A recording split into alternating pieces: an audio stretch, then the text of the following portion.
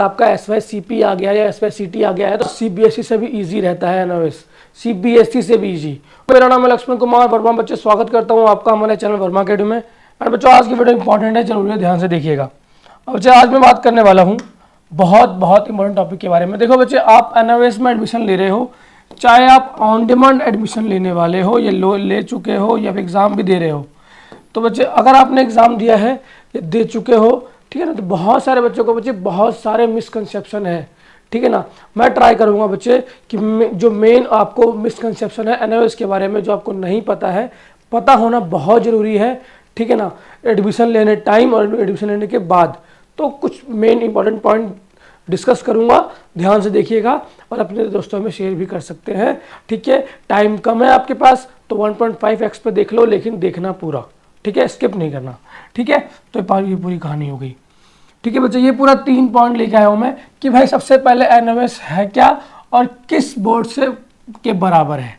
भाई NOS एक central board है, मतलब कि जस्ट लाइक अ CBSE, ठीक है। CBSE एक central board of secondary education, जैसे वैसे ही NOS national board of open schooling, NIOS national institute of open schooling, national institute of open schooling, मतलब कि दोनों सेंट्रल बोर्ड है, ठीक है ना, केंद्र सरकार द्वारा, हाँ दोनों ही सेंट्रल बोर्ड है, ठीक है बच्चे, ठीक है भाई।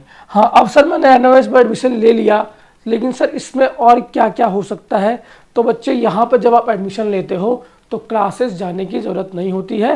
नेवरदलेस अगर आपने पब्लिक एग्जाम में लिया है तो आपको 5 क्लास जाना पड़ता है फॉर अ PCP क्लासेस, ठीक है ना, तो आपको क्लासेस ज्वाइन करनी होती है, ओनली 5 क्लास, ठीक है ना। तो ये पूरी कहानी रहती है। लेकिन बच्चे CBSE से पूरा अलग है और इजी है पूरा फॉर्मेट NOS का, ठीक है। ये वीडियो मैं आप उन बच्चों के लिए बता रहा हूँ जो बच्चे ना नहीं पता, NOS में आ चुके थे, आपको फॉर्मेट ही नहीं पता, कैसे एग्जाम होता है, बिल्कुल भी नहीं इन्फॉर्मेशन है। तो बच्चे अगर आप NOS के बारे में सोच रहे हो तो ये वीडियो आपके लिए ही है, तो ध्यान से देखिएगा, ठीक है ना। NOS अब पता चल गया कि हाँ भाई NOS जो है जस्ट लाइक अ CBSE बोर्ड है, बस ओपन बोर्ड है, स्कूल जाने की ज़रूरत नहीं पड़ती है।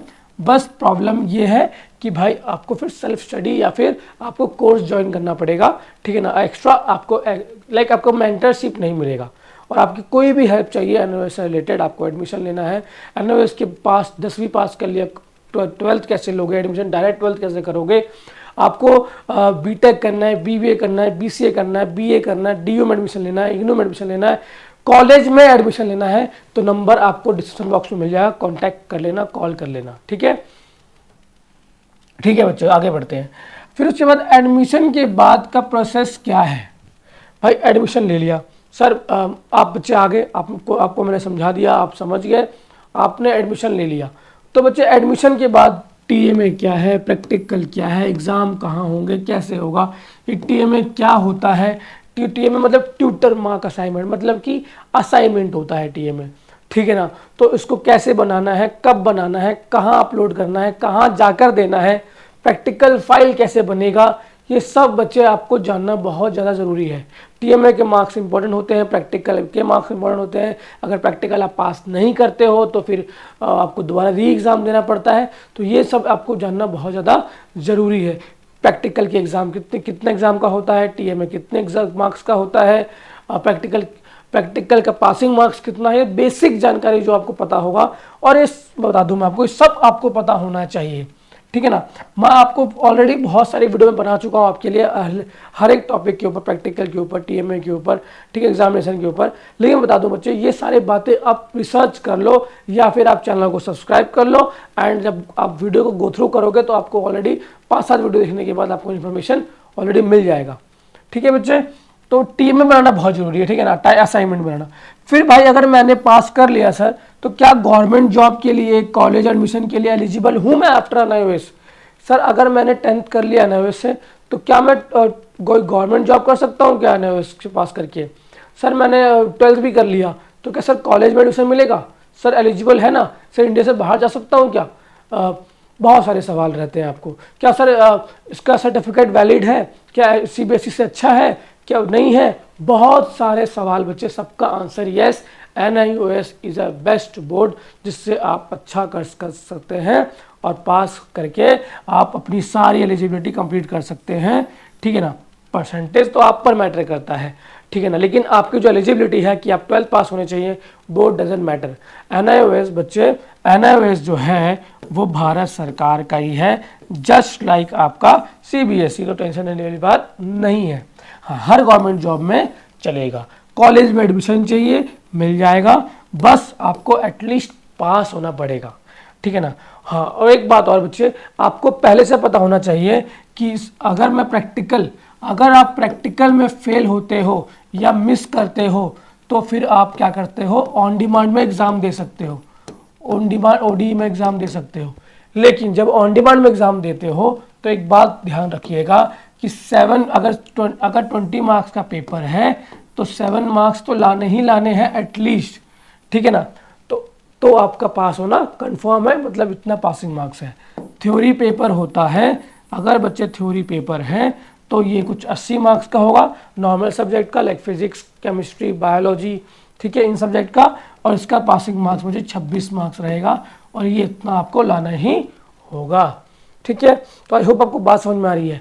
और मान लीजिए बच्चे आपका थ्योरी क्लियर होता है और प्रैक्टिकल क्लियर नहीं होता है, तो क्या होगा, तो बच्चे फिर आपके उस सब्जेक्ट के सामने SYCP लिख के आता है, मतलब subject yet to be clear in practical, मतलब सब्जेक्ट को अभी प्रैक्टिकल में क्लियर करना बाकी है। और SYCT लिख के आता है तो SYCT का मतलब होता है subject yet to be clear in theory, ठीक है बच्चे। तो आई होप बात समझ में आ रही है। और अगर पांचों सब्जेक्ट में, लाइक आपका 5 सब्जेक्ट है आपके लिस्ट में, 5 सब्जेक्ट है, मान लीजिए यहाँ पास पास पास पास लिखा है, लेकिन यहाँ पे आपका SYC लिखा है, तो फाइनल रिजल्ट में बच्चे 4 टाइम X शो करता है। और ये प्रॉब्लम बच्चे बहुत बच्चों के लिए बहुत बड़ी प्रॉब्लम बन जाती है। तो इस प्रॉब्लम से निकलने के लिए आपको एटलीस्ट मिनिमम टू मिनिमम पता होना चाहिए कि एग्ज़ाम में कैसे जाके एग्ज़ाम को अटेम्प्ट करना है, क्योंकि भाई जस्ट मैं बोल रहा हूँ ना, CBSE से भी ईजी रहता है एनआईओएस, CBSE से भी ईजी। और अगर आपने CBSE का एग्ज़ाम दिया है, या फिर यूपी बोर्ड ले लो, या बिहार बोर्ड, राजस्थान बोर्ड, या किसी भी बोर्ड से हो, किसी भी स्टेट बोर्ड से हो, हर स्टेट बोर्ड से वैसे एनआईओएस ईजी है। नेवरदलेस आपको पता होना चाहिए कि एग्ज़ाम कैसे कंडक्ट होता है। पहले एग्ज़ाम का पैटर्न समझने के लिए, ठीक है, क्या करना पड़ेगा, 4 से 5 सैम्पल पेपर ले लो and solve this sample paper. Pattern समझ जाओगे, हाँ, क्वेश्चन समझ जाओगे कैसे आते हैं, ठीक है। TMA असाइनमेंट कैसे बनाना है उसके लिए नंबर आपको नीचे मिल जाएगा, कांटेक्ट कर लेना, ठीक है ना। और अभी भी अगर आपका SYCP आ गया या SYCT आ गया है तो जनवरी वाला ऑन डिमांड एग्जाम आप दोगे, आपके पास अपॉर्चुनिटी आएगी तो आप वहाँ एग्जाम दे करके अपनी प्रॉब्लम को सॉल्व कर सकते हो, ठीक है ना। तो मतलब आपके पास अपॉर्चुनिटी काफ़ी मिलती है। और एनआईओएस का एक फ़ायदा भी है, आपके पास बहुत अपॉर्चुनिटी होता है। एक बात बताता हूँ मैं आपको एनआईओएस के बारे में, आप जब एनआईओएस में एडमिशन ले लेते हो ना, आपने एनआईओएस का एडमिशन फीस दे दिया, उसके बाद मुझे 5 साल तक आपका एडमिशन वैलिड रहता है। मतलब कि 5 साल में आप कभी भी एग्ज़ाम दे सकते हो, आपको कोई दिक्कत नहीं आएगा। आप पहले साल फर्स्ट सब्जेक्ट का एग्ज़ाम दो, दूसरे साल सेकंड सब्जेक्ट का एग्ज़ाम दो, तीसरे साल थर्ड सब्जेक्ट का, फोर्थ सब्जेक्ट और फिफ्थ सब्जेक्ट का, मतलब हर साल ऐसा भी कर सकते हो आप, अगर आपके पास 5 साल का टाइम है तो। मतलब मैं समझाना चाह रहा हूँ कि 5 साल तक आप एग्ज़ाम दे सकते हो, चाहे कितनी बार भी दो, बस एग्जामिनेशन फीस देना पड़ेगा सब्जेक्ट का। तो बच्चे ये सब बातें जानना बहुत ज़रूरी है कि TMA बनाना पड़ेगा, असाइनमेंट बनाना पड़ेगा, प्रैक्टिकल बनाना पड़ेगा। बहुत बच्चों को ना एडमिशन ले लेते हैं, बहुत बच्चों को पता ही नहीं है कि सर इस सब्जेक्ट में प्रैक्टिकल होगा क्या, सर मुझे पता नहीं था, मैं तो छोड़ आया।